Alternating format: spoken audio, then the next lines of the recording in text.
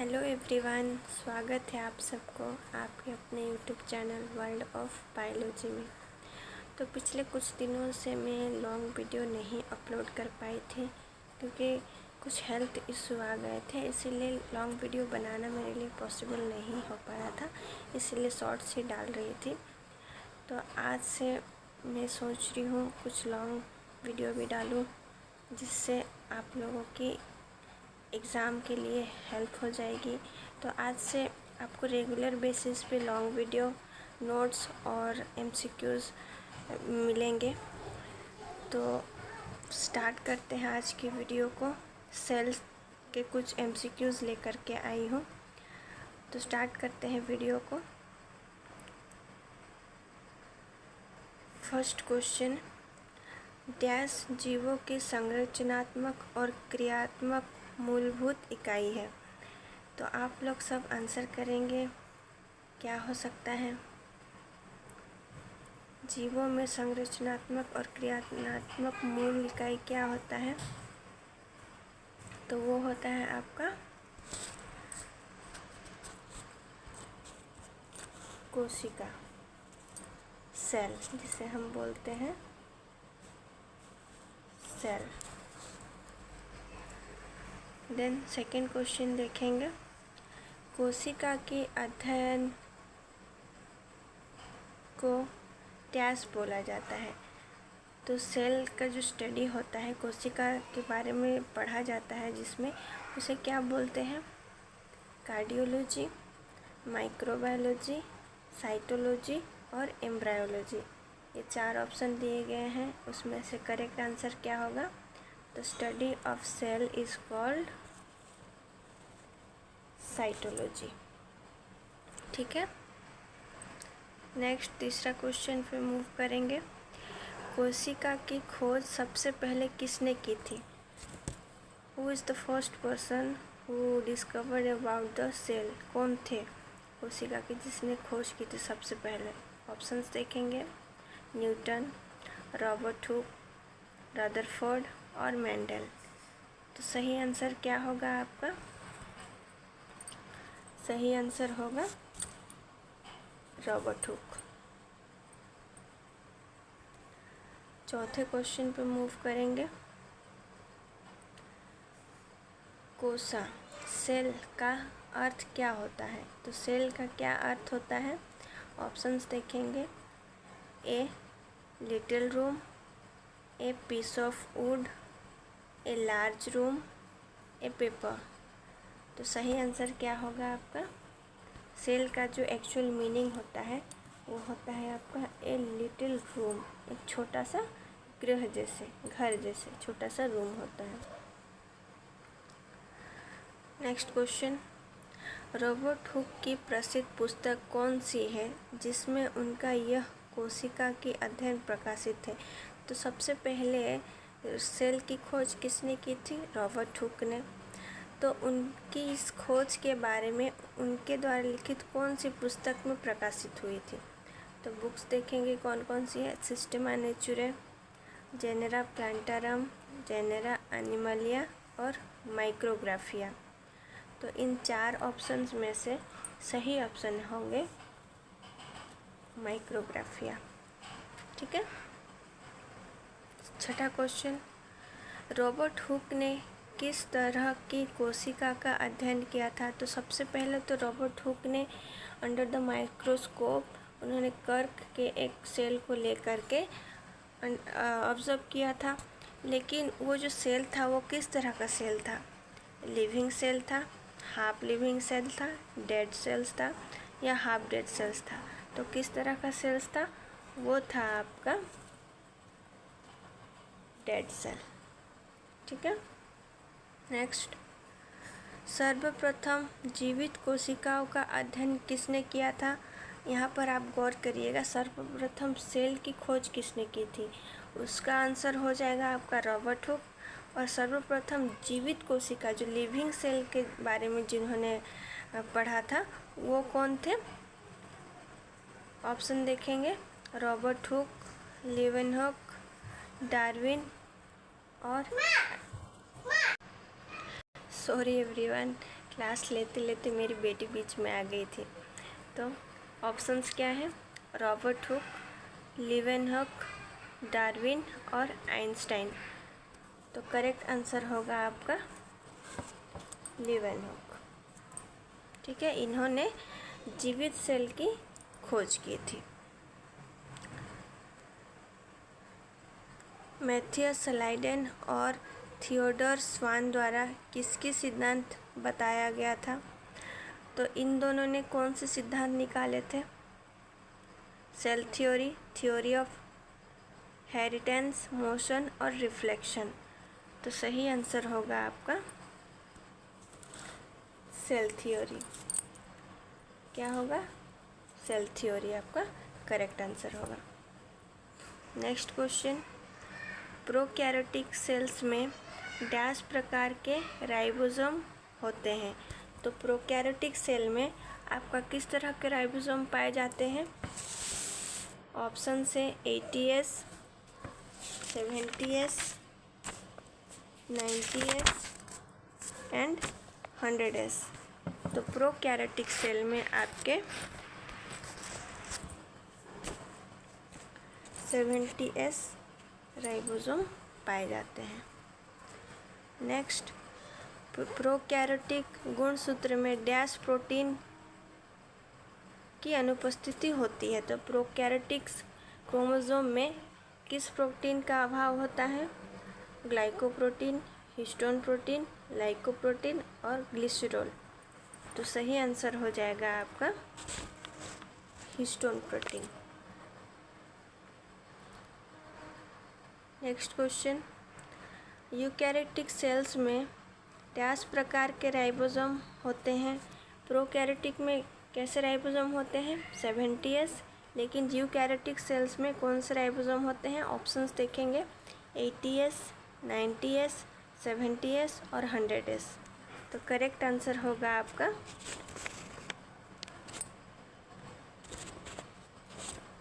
Correct answer क्या होगा? 80S। ठीक है। Next, eukaryotic cells prokaryotic cells के अपेक्षा क्या होता है? तो यूकैरियोटिक सेल्स जो होते हैं वो प्रोकैरियोटिक सेल्स के तुलना में कैसे होते हैं? छोटे होते हैं, मध्यम होते हैं, बड़ा होते हैं या बहुत बड़ा?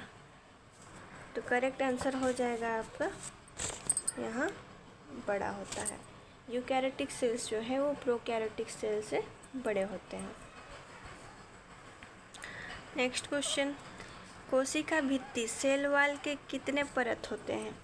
तो कोशिका भित्ति जो है उनके कितने परत होते हैं सेल वाल के? ऑप्शन है 1, 2, 3, 4। तो करेक्ट आंसर हो जाएगा आपका 4।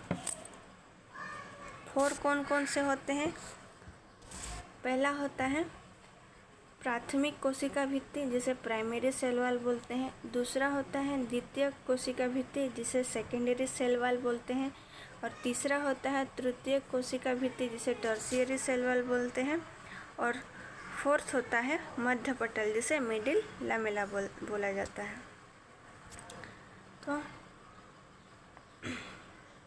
नेक्स्ट मूव करेंगे क्वेश्चन की ओर। मध्य पटल मिडिल लैमेला का क्या कार्य होता है? तो मिडिल लैमेला का मेन फंक्शन क्या है? ऑप्शंस देखेंगे 2 कोशिकाओं को अलग करना, 2 कोशिकाओं को जोड़ना, 2 कोशिकाओं में दूरी बनाना और कोशिकाओं की रक्षा करना। तो करेक्ट आंसर हो जाएगा आपका 2 कोशिकाओं को जोड़ना। ये है आपका करेक्ट आंसर। नेक्स्ट क्वेश्चन, मध्य पटल मिडिल लैमेला की रचना किसके द्वारा होती है? तो मिडिल लैमेला का जो गठन है वो किस किस मेटल से बना हुआ है? Ca++ एंड Mg++ पेक्टेट्स द्वारा, Na++ एंड Mg++ पेक्टेट द्वारा, Al++ एंड Mg++ पेक्टेट द्वारा। तो करेक्ट आंसर हो जाएगा आपका Ca++ एंड Mg++ पेक्टेट द्वारा। रिक्तिकाएँ वैक्यूल्स प्रायतः किस कोशिका में पाई जाती है? तो रिक्तिका जो वेहिकल्स होती है वो किस तरह की कोशिका में पाई जाती है? जंतु कोशिका, पादप कोशिका, प्रोकैरियोटिक कोशिका या यूकैरियोटिक कोशिका? करेक्ट आंसर हो जाएगा आपका वेहिकल्स जो होते हैं वो पादप कोशिका में पाए जाते हैं, प्लांट सेल्स में। ओके, प्लांट सेल्स में पाए जाते हैं। नेक्स्ट, थोड़ा क्वेश्चन कट गया है यहाँ पे, देखें। कोशिका ऊर्जा गृह किसे कहा जाता है? कोशिका का जो ऊर्जा गृह, power house of the cell, किसे कहा जाता है? गोल्गी काय को, गोल्गी बॉडीज को, माइटोकॉन्ड्रिया को, राइबोसोम को या लवक को? तो सही आंसर होगा यहाँ पे power house of the cell बोला जाता है माइटोकॉन्ड्रिया को। किसे बोला जाता है?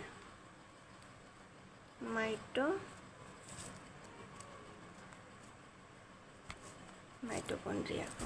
Okay, next question. क्रेब्स चक्र, क्रेब्स साइकिल कहाँ संपन्न होता है? ऑप्शन से राइबोसोम में, लवक में, लाइसोसोम में और माइटोकॉन्ड्रिया में। तो करेक्ट आंसर होगा आपका माइटोकॉन्ड्रिया में। क्रेब्स साइकिल जो है वो माइटोकॉन्ड्रिया में संपन्न होता है। नेक्स्ट क्वेश्चन, कैमिलो गोल्गी ने किस कोशिकांग की खोज की? ऑप्शंस हैं लवक, राइबोसोम, माइटोकॉन्ड्रिया और गोल्गी काय। तो करेक्ट आंसर हो जाएगा आपका गोल्गी काय। गोल्गी बॉडीज जो है जिसे गोल्गी काय बोला जाता है, उसकी खोज किसने की थी? कैमिलो गोल्गी ने। नेक्स्ट क्वेश्चन, गोल्गी काय का अन्य नाम क्या है? गोल्गी काय को किस और नाम से भी जाना जाता है, जिसे बोलते हैं डिक्टियोसोम, लाइपोकॉन्ड्रिया, आत्मघाती थैलिया और ऊर्जा गृह? तो करेक्ट आंसर हो जाएगा आपका लाइपोकॉन्ड्रिया। नेक्स्ट क्वेश्चन, पौधों में गोल्गी काय को क्या कहा जाता है? पौधों में गोल्गी काय को क्या कहा जाता है? ऑप्शंस हैं लाइपोकॉन्ड्रिया, डिक्टियोसोम, सुसाइड बैग और पावर हाउस ऑफ सेल। तो करेक्ट आंसर हो जाएगा डिक्टियोसोम। पौधों में गोल्गी बॉडीज को क्या बोला जाता है? डिक्टियोसोम। नेक्स्ट क्वेश्चन, शुक्राणुओं के अग्रपिंड एक्रोसोम के निर्माण में कौन सहायक होता है? शुक्राणुओं के अग्रपिंड एक्रोसोम के निर्माण में कौन सहायक करते हैं? ऑप्शन से ribosomes, lysosomes, mitochondria and Golgi bodies. Correct answer हो जाएगा गोल्गी बॉडीज। नेक्स्ट, कोशिका विभाजन के दौरान कोशिका पट्टिका के निर्माण में कौन सहायक करता है? तो जब सेल डिवीज़न होते हैं तो सेल प्लेट्स बनाने में कौन हेल्प करता है? राइबोसोम, लाइसोसोम, गोल्गी काय और माइटोकॉन्ड्रिया। तो इसका करेक्ट आंसर हो जाएगा गोल्गी काय। गोल्गी बॉडीज हेल्प करते हैं। अंतःप्रद्रव्य जालिका एंडोप्लाज्मिक रेटिकुलम की खोज किसने की थी? एंडोप्लाज्मिक रेटिकुलम की खोज किसने की थी? के.आर. पोर्टर ने, कैमिलो गोल्गी ने, रॉबर्ट हुक ने और लीवेनहॉक ने। तो करेक्ट आंसर हो जाएगा के.आर. पोर्टर ने एंडोप्लाज्मिक रेटिकुलम की खोज की थी। नेक्स्ट, अंतःप्रद्रव्य जालिका एंडोप्लाज्मिक रेटिकुलम कितने प्रकार की होती है? करेक्ट आंसर क्या होगा? 2, 3, 4 या 5? तो according to cell endoplasmic reticulum आपके 2 प्रकार के होते हैं। कौन कौन से? एक होता है स्मूथ एंडोप्लाज्मिक रेटिकुलम, दूसरा होता है रफ एंडोप्लाज्मिक रेटिकुलम। ठीक है। नेक्स्ट क्वेश्चन, खुरदुरी अंतःप्रद्रवी जालिका की सतह पर खुरदुरी अंतःप्रद्रवी जालिका रफ एंडोप्लाज्मिक रेटिकुलम की सतह पर क्या पाई जाती है? तो रफ एंडोप्लाज्मिक रेटिकुलम जो है उसकी सतह में क्या पाई जाती है?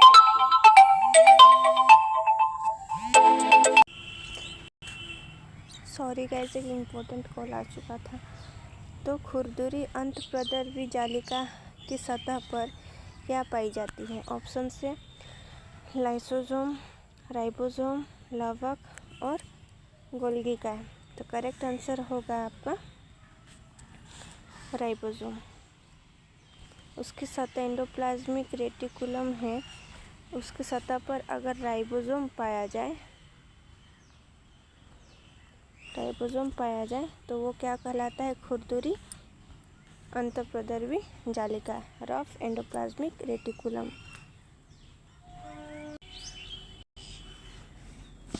नेक्स्ट क्वेश्चन, राइबोसोम की खोज किसने की थी? तो राइबोसोम की खोज किसने की थी? ऑप्शन से रॉबर्ट हुक ने, के.आर. पोर्टर ने, पोलार्डे ने और कैमिलो गोल्गी ने। तो करेक्ट आंसर हो जाएगा आपका पोलार्डे ने। ठीक है। नेक्स्ट क्वेश्चन, राइबोसोम को क्या कहा जाता है? राइबोसोम को दूसरी भाषा में क्या बोला जाता है? ऑप्शन से power house of cell, suicide bag, dictyosome और प्रोटीन फैक्ट्री। तो राइबोसोम को दूसरी भाषा में प्रोटीन फैक्ट्री बोला जाता है क्योंकि इसमें प्रोटीन का निर्माण होता है। नेक्स्ट क्वेश्चन, राइबोसोम आकार तथा अवसाद के आधार से कितने प्रकार के होते हैं? ऑप्शन से 2, 3, 4 और 5। करेक्ट आंसर हो जाएगा आपका 2। कौन कौन से होते हैं? एक तो होता है 70S राइबोसोम, दूसरा होता है 80S राइबोसोम। ठीक है। नेक्स्ट क्वेश्चन, लाइसोसोम की खोज किसने की थी? लाइसोसोम की खोज किसने की थी? रॉबर्ट हुक ने, पोलार्डे ने, डी डुबे ने और मेंडल ने। तो करेक्ट आंसर आपका हो जाएगा डी डुबे। लाइसोसोम की खोज डी डुबे ने की थी। डी डुबे को कौन सी पुरस्कार से सम्मानित किया गया था और कब? तो क्योंकि लाइसोसोम की खोज की थी इन्होंने, इसीलिए इन्हें कौन सा सम्मान दिया गया था? नोबेल पुरस्कार 1974 में, पद्म पुरस्कार 1998 में, साहित्य अकादमी पुरस्कार 1975 में या पद्मश्री पुरस्कार 1985 में। करेक्ट आंसर हो जाएगा आपका नोबेल पुरस्कार 1974 में। लाइसोसोम का अन्य नाम क्या है? तो लाइसोसोम को और क्या बोला जाता है? Power house of cell, suicide bags, protein factory और डिक्टियोसोम। करेक्ट आंसर हो जाएगा आपका सुसाइड बैग्स, क्योंकि इसमें कुछ डेड सेल्स की विघटन होती है, इसीलिए इसे क्या बोला जाता है? सुसाइड बैग बोला जाता है। नेक्स्ट क्वेश्चन, लवक प्लास्टिड की खोज किसने की थी? ऑप्शन से रॉबर्ट हुक ने, कैमिलो गोल्गी ने, के.आर. पोर्टर ने और हैकेल ने। तो करेक्ट आंसर हो जाएगा आपका हैकेल ने प्लास्टिड लवक की खोज की थी। नेक्स्ट क्वेश्चन, रंग के आधार पर लवक कितने प्रकार के होते हैं? रंग के आधार पर कितने प्रकार के होते हैं? 2, 3, 4 या 5। तो रंग के आधार पर ये कितने प्रकार के होते हैं? करेक्ट आंसर हो जाएगा 3 प्रकार के। एक तो होता है आपका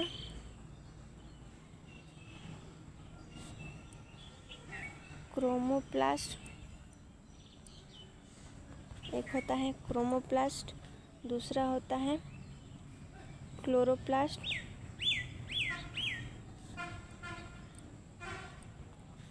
और तीसरा होता है आपका ल्यूकोप्लास्ट। तीसरा होता है ल्यूकोप्लास्ट। ठीक है।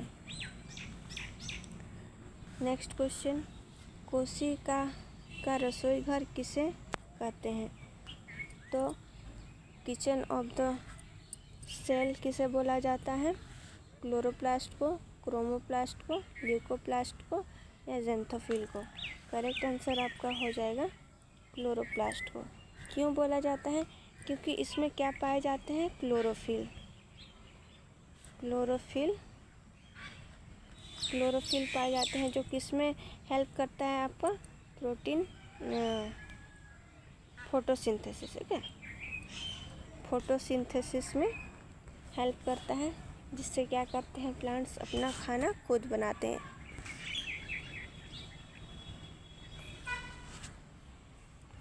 लेकिन कोशिकाओं में भी ये कुछ फूड मटेरियल सिंथेसिस करते हैं, इसीलिए क्या बोला जाता है? इसे कोशिका का रसोई घर बोला जाता है। तो ये थे